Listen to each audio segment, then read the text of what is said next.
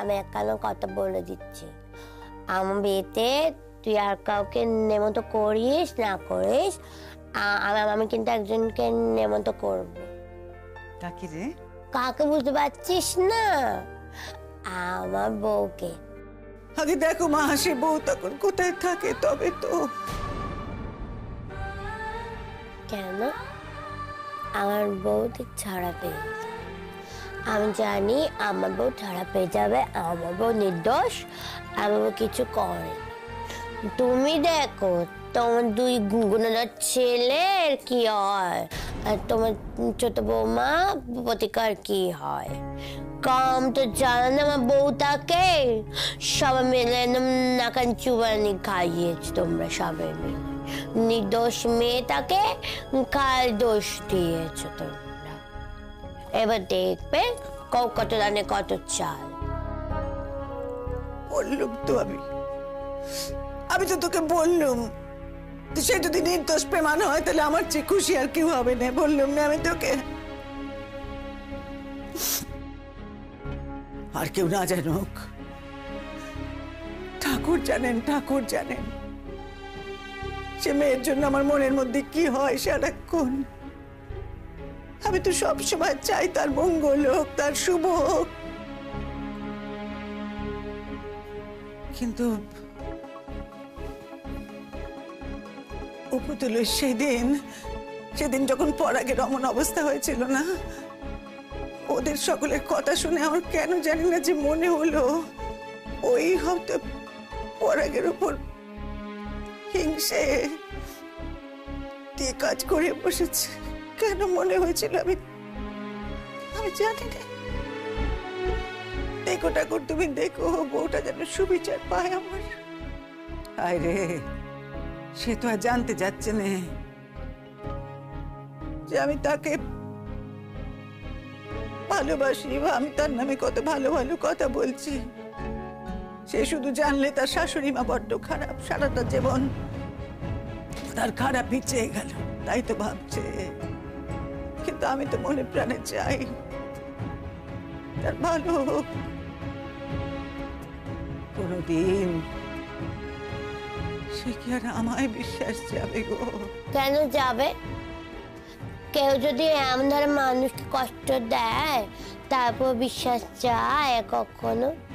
তোকে না নিজে মামাতো করে ভালোবাসতো, খালি বলতো না আপনি আমার মায়ের মতো, আপনাকে আমি খুবই নিজের মামাতো করে ভালোবাসি। তা তুই কি ওকে নিজের মেয়ের মতো ভালোবাসতি নাকি? খালি বলতে আমার মেয়ে মতো। দিনের পর দিন আমার ওপর যখন শারীরিক ও মানসিক অত্যাচার চলতে থাকে তখন স্বতন্ত্র মিত্র আমাকে বলে যে এই বিবাহ থেকে অব্যাহতি নিতে। কিন্তু সেই সময় আমি স্বতন্ত্র মিত্রকে কি বলেছিলাম সেটা স্বতন্ত্র মিত্রই ভালো বলতে পারবে। ও তো এখানে উপস্থিত আছে, তাই আপনারা যদি দয়া করে ওর সাথে একটু কথা বলে নেন আপনারা জানতে পারবেন।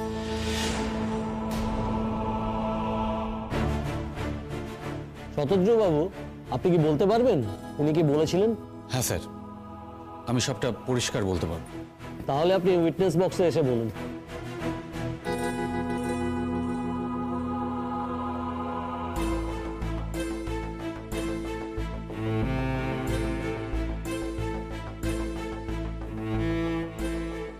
যাহা বলিব সত্য বলিব, সত্য বই মিথ্যা বলিব না। স্যার, শিমুল ব্যানার্জিকে আমি ভালোবাসতাম, ওর সাথে আমার সম্পর্ক ছিল।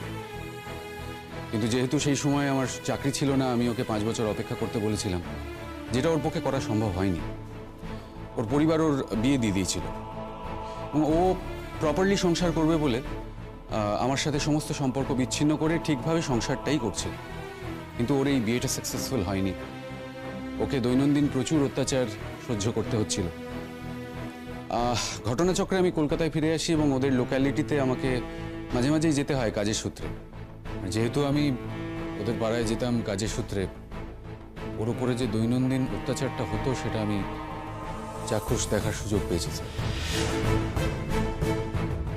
আর আমি ওকে বলেওছিলাম যে ওই সংসার থেকে ওর বেরিয়ে আসা উচিত, এই অন্যায় অত্যাচার সহ্য করা উচিত নয়।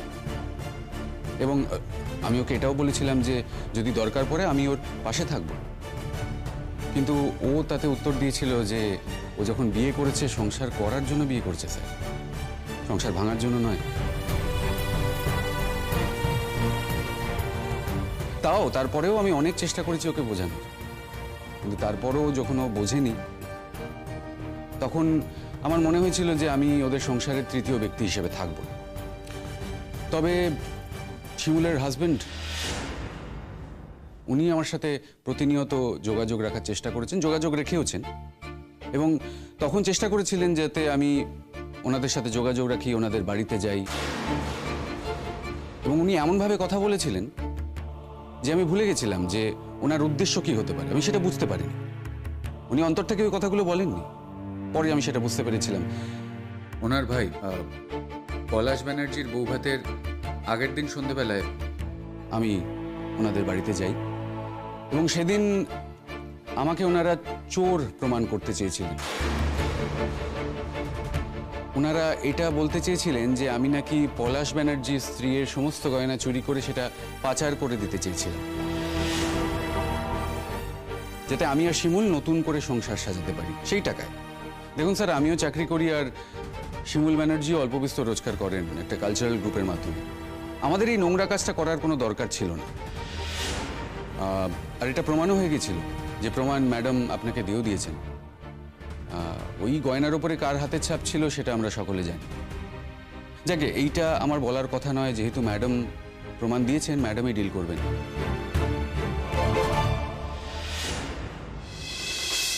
আমি জানো তো মা, একটা স্বপ্ন দেখেছি আমার বউ রায়তা জিতে গেছে। হ্যাঁ, আমার কাছে ছুটে ছুটে চলে এসেছে, বলতে পুতুল দি আমি তোমাকে কত ভালোবাসি, তোমার কতদিন দেখিনি। আমি তো ভেবেছি শিষ্যাকে বিপাশাদের বাড়িতে গিয়ে বলবো যে শিষ্যা বিপাশা আমার বউটা ছাড়া পেয়ে গেলে আমার কাছে একটু নিয়ে আসিস, আর তোদের ফোন থেকে আমার বউটার সাথে একটু কথা বলিয়ে দিস। কতদিন কথা বলিনি আমি বউটার সাথে, একটু কথা বলবো। ও মা, বউকে তুমি ভারী ভালোবাসো না? বা ভালোবাসি বলে এই জীবনে আমাকে কত ভালোবাসা দিয়েছে বল দেখিনি। এই জীবনে ওর মতো করে আমাকে আগে কেউ কখনো ভালোবেসেছে যে আমাকে ভালোবাসে বলে? খুব ভালোবাসি আমি ওকে। ও শোনো মা, একটা কথা বলি তোমাকে। এই যে তুমি নাচছো নে শ্বশুর বাড়ি যাবো, সেখানে গিয়ে কিন্তু এমনটি করলে চলবে না। সবকিছু মানিয়ে গুছিয়ে নিয়ে থাকতে হবে, কেমন? শোনো, ওই তুমি যে কথা শোনো নে, তুমি যে পড়াশুনো করতে চাও নে, দুষ্টুমি করো, এসব কিন্তু ওখানে চলবে না একদম। ওই তোমার যে স্যার আছেন, তিনি তো সে বাড়িতে একা নন, আরো লোকজন তো আছে সে বাড়িতে। মা, উনি তারাই বা তোমাকে মেনে নেবে কেন বলো দেখি? হ্যাঁ, প্রথম কেউ কিন্তু মানতে চাইবে না, কিন্তু তারপর তোমার ভালো ব্যবহার দিয়ে, তোমার গুণ দিয়ে তাদেরকে জয় করতে হবে। তো ভালোবাসা আদায় করে নিতে হবে মা গো, কেমন? শোনো, কখনো যদি কাউকে তোমার ভালো না লাগে তাহলে কিন্তু হট করে আমার মুখের সামনে বলবে না, ঠিক আছে? মনের মধ্যে চেপে রেখে দেবে। না বাপু, আমি অমন দ্বারা মানুষ নই, আমি ওইসব কিছু করতেই পারবো না। মনে তোনে আমি চেপে রাখতে পারবো না। যাকে আমার ভালো লাগবে তাকে আমি বলবো আমি তোমাকে খুবই ভালোবাসি, আর যাকে পছন্দ হবে না তাকে মুড়ো ঝাঁটা মেরে দেবো মুখে। ও, এখন থেকে এই সমস্ত মাথার মধ্যে ঘুরছে বুঝি? হ্যাঁ, বলুন না আমি শ্বশুর বাড়িতে গিয়ে সবকিছু মানিয়ে নিতে হয়, বললুম না? কি লাভ মানিয়ে চলে, কি লাভ? আমার বাড়ির বউটাও তো কত মানিয়ে চলেছিল, আমার শিমুল। ও তো সবাইকে কত ভালোবাসতো, কত মানিয়ে গুছিয়ে তুলতো, তাতে কি লাভ হলো? সেই তো ওকে তোরা দোষী করলি, আর ওকে এখন শাস্তি পেতে হচ্ছে, তাই না? তার থেকে বড় আমি যেটা মনে আসবে সেটাই আমি বলে দেবো, আমি কিছু চেপে রাখতে পারবো না, ব্যাস। আমি শুধু এটুকু বলতে চাই স্যার, যখন শিমুল আর শিমুলের হাজবেন্ড ডিসাইড করে ওরা ডিভোর্স করবে, আমি শিমুলকে বলেছিলাম যে আমি এখনো ওর জন্য অপেক্ষা করছি। কিন্তু তারপরেও শিমুল যখন রিজেক্ট করে তখন শিমুলের উপরে রেগে গিয়ে আমি আমার বিয়ে ঠিক করে নিই। কিন্তু তারপর যখন শিমুল এই ঝামেলায় পড়ে, নির্দোষ হওয়া সত্ত্বেও, আমার তখন মনে হয়েছিল যে শিমুলের ওপরে রাগ করে সংসার বিয়ে এসব করার থেকে আমার শিমুলকে বাঁচানোটা বেশি ইম্পর্ট্যান্ট। আর সেই জন্য ওর এই লড়াইয়ে আমি ওর পাশে থাকবো বলে, ওর সাথে একসাথে লড়বো বলে আমি আমার বিয়েটা ভেঙে দিই স্যার। দেখুন, শিমুলের সাথে আমার সম্পর্ক হোক বা না হোক, ওর সাথে আমার বিয়ে হোক বা না হোক, আমি সারা জীবন ওর বন্ধু থাকবো। আর আমি জানি স্যার, আমি ফিউচারে বিপদে পড়লে ও যেরকম ঝাঁপিয়ে পড়বে, ও বিপদে পড়লে আমিও ঝাঁপিয়ে পড়ব।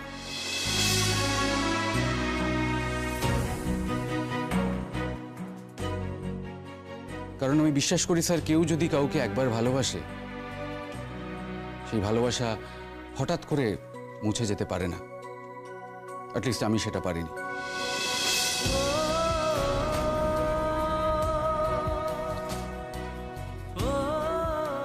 তাই এই আদালতে দাঁড়িয়ে আমার এটা বলতে কোনো দ্বিধা নেই যে শিমুল ব্যানার্জিকে আমি ভালোবাসি।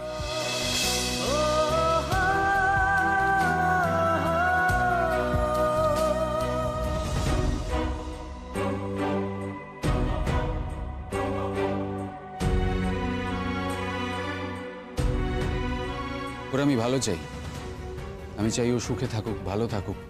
আর তার জন্য যদি আমার শাস্তি হয় বা এই কাঠগড়ায় দাঁড়িয়ে আমি দোষী সাব্যস্ত হই, তাহলে তাতে আমার কোনো দুঃখ থাকবে না, তাতে আমার কোনো আপত্তিও নেই।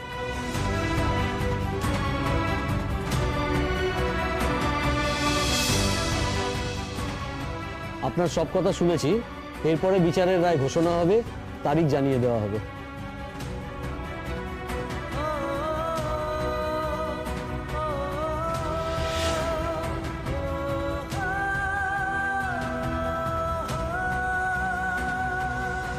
মেনো না তুমি আমার কথা, আমিও বলে দিলুম, তুমি যদি না মানো তাইলে তোমার বিয়ের মধ্যে আমিও নেই, এই বলে দিলুম আমি। আশ্চর্য কথা। আমা, দেখো, অমা অমা করো নে, বাড়িতে একই অশান্তি চলছে। তারপর যদি তুমি আমার কথা না শোনো, তাদের বাড়িতে গিয়ে অশান্তি হবে, তারা তখন এখানে এসে নামিয়ে দিয়ে যাবে। আমি কিন্তু পারবো না নিতে, আমি বলে দিলাম বারবার।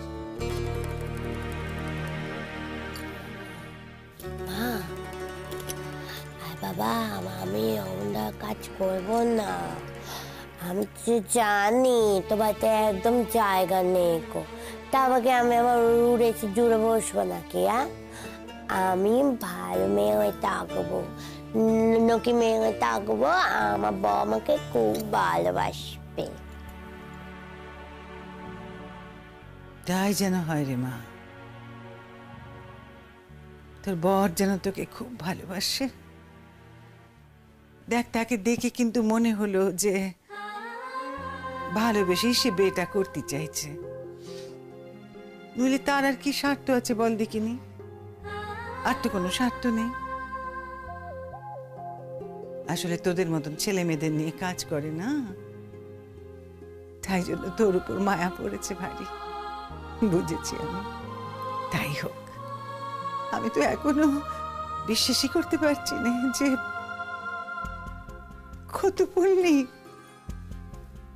ও মা, কত পুণ্যি করেছিলি রে মা, যে এরকম একটা ভালো বর পেতে চলেছিস তুই। হ্যাঁ, তবে কি আমার কথা তো তুই মানতে চাস নেকো।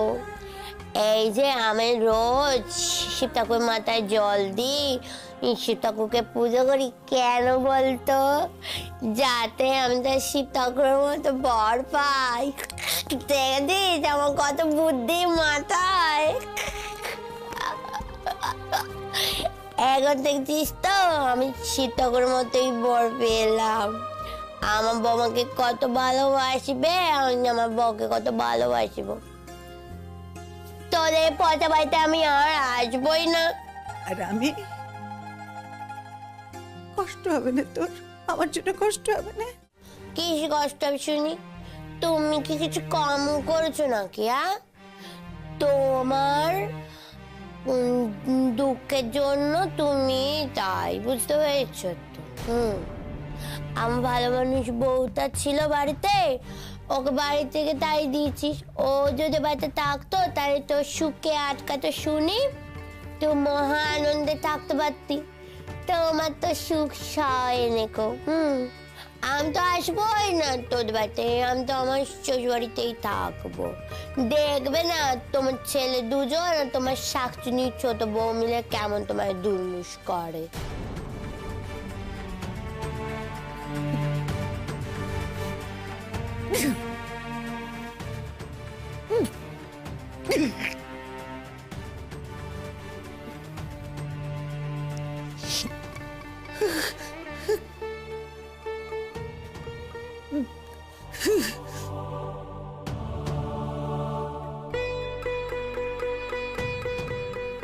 কাঁদছিস কেন হলো?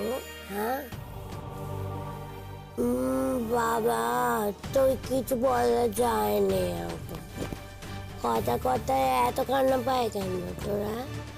এমন মনে হয় যেন চোখের কাছে কল্পিত করা আছে, এমন করে কাঁদতে আছে নাকি?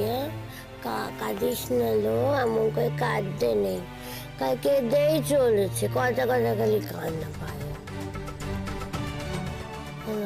মা কাঁদিস না রে, বল আমাকে, বল কি হয়েছে, বল আমাকে, বল আমাকে বল।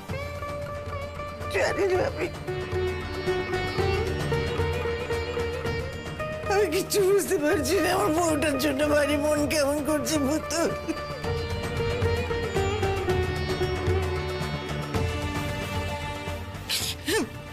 কাঁদিস না মন করে, এখন তোমার বউয়ের জন্য মন কেমন করছে? কাল যখন মিতা রায় বেরোবে, যদি মেয়েটা পক্ষে রানা যায় কে হবে? সারা জীবন মেয়েটাকে বিনা দোষী জেল কাটতে হবে। আচ্ছা তার জন্য তুই না থাকবি, তুই না থাকবি তার জন্য। কে বলেছিল ওখানে কি বলে আসতে আদালতে? দেব বমিজ খাইয়েছে। তুমি কেন সাক্ষী নিয়েছো তোমার ছেলেদের হয়ে? তুমি যদি বলতে যে না আমার বৌমা মন কাজ করতে পারেনি, তাহলে কতটা সোজা হয়ে যেত ব্যাপারখানা। তা তুমি করো নে, তুমি তো আমার দ্বারা মানুষ নও।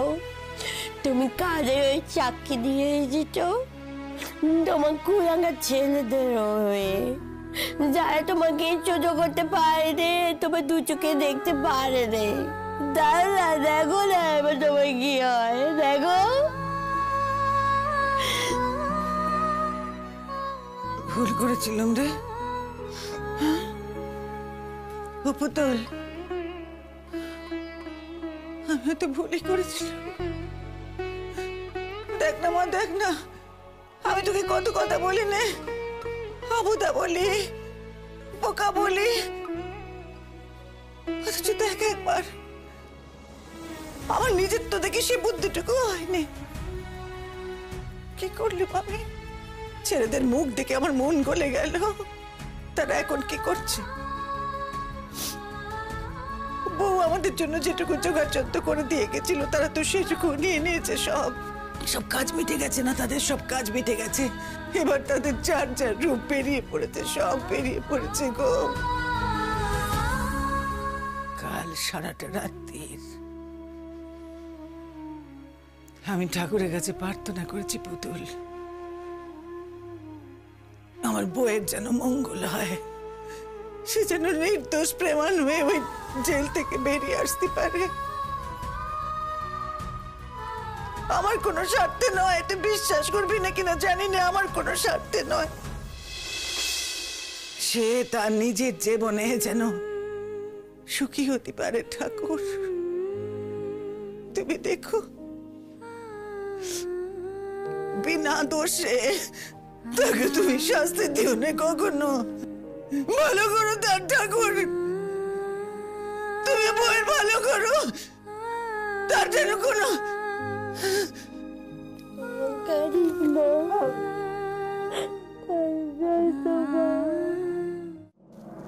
নার্ভাস লাগছে? না তো, একটু নার্ভাস লাগছে না? না, একটু নার্ভাস লাগছে না। নার্ভাস লাগবে কেন? আমি তো কোনো অন্যায় করিনি। এই স্পিরিটটাই চাই, এটাই আমাদের মাথায় রাখতে হবে। আজকে রায় যাই হোক না কেন, সেটা আমরা মানতেও পারি নাও পারি। এর বিরুদ্ধে আমরা হায়ার কোর্টেও যেতে পারি, যদি সঠিক রায় না পাই তাহলে। আপনি চিন্তা করবেন না, আমি একদম ঠিক আছি। Thank you. আপনার কাছে এইটুকুই প্রত্যাশা ছিল যে আপনি মনোবল হারাবেন না। আজ আপনাকে একটা কথা বলি। এই যে মিস্টার অনির্বাণ সেন, ওনার সঙ্গে আমার বহু বছরের সম্পর্ক। একসঙ্গে কলেজেও পড়েছি, তারপরে আমাদের বিয়েও হয়। এরকম একটা কথা শুনেছিলাম বটে। এখন ও আমার সব থেকে বড় রাইভাল। ওর জীবনের টার্গেট হচ্ছে ও এমন এমন কেসগুলো লড়বে সেখানে যেন আমি থাকি। অনেক সময় ও ব্যক্তিগত জায়গা থেকে কেসটাকে দেখে, কিন্তু আমি চেষ্টা করি নিউট্রাল ভাবে যেন কেসটাকে আমি দেখি। মানে সব সময় পারি তা নয়, আমারও ব্যক্তিগত জায়গা চলে আসে অনেক সময়। কিন্তু এরকম নয় যে ও আমার উপর টর্চার করতো বা মিসবিহেভ করতো। আমাদের মধ্যে খুব ইগোর ক্ল্যাশ ছিল। আমি এখনো অনির্বাণকে ভালোবাসি। ও হেরে গেলে আমার কষ্ট হয়, কিন্তু সেটা যখন লড়াই করি না তখন মাথায় থাকে না। বেসিক্যালি আমি কেসটা ভাবে লড়তেও পারবো না কখনো। ওর হেরে যাওয়া মুখটা ওকে ডেসপারেট করে তোলে, আরো জেদি করে তোলে। ও পরের কেসটাও সর্বস্ব দিয়ে লড়ে তখন। তবে ঘটনাচক্রে এরকমও হয়েছে যে প্রথম আমি অনেক কেস ওর কাছে হেরে গেছি, কিন্তু এখন জেতাটাই আমার দস্তুর হয়ে গেছে। আমি জানি না আজ কি হবে, আর আমি এটাও জানি না যে আপনাকে কেনই বা আমি এই কথাগুলো বলছি।